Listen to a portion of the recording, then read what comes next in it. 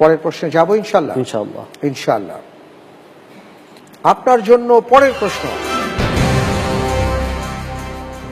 ঘুমের কারণে কোনো ওয়াক্ত ছুটে গেলে বা সালাত ছুটে গেলে কি করণীয়? ক, পরের ওয়াক্তের সাথে আদায় করা। খ, পরের দিন একই ওয়াক্তের সাথে আদায় করা।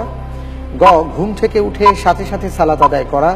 ঘ, কিছু করণীয় নেই বলে মনে করে সালাত না পড়া।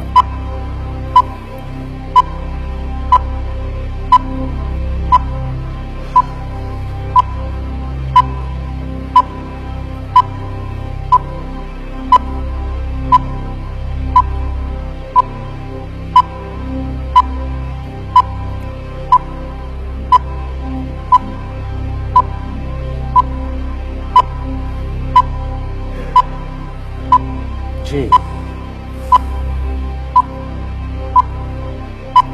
ঘুমের কারণে কোনো ওয়াক্ত সালাত যদি ছুটে যায়, আলহামদুলিল্লাহ, আমি এটার উত্তর হিসেবে নিচ্ছি গ, ঘুম থেকে উঠে সাথে সাথে সালাত আদায় করা।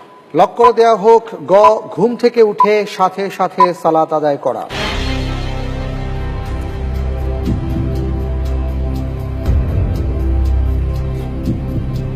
আপনি যে উত্তরটি দিয়েছেন, আপনার উত্তরটি সঠিক হয়েছে। আলহামদুলিল্লাহ। আলহামদুলিল্লাহ। পরের প্রশ্নে যাব, তবে তার আগে আমরা দেখতে পাচ্ছি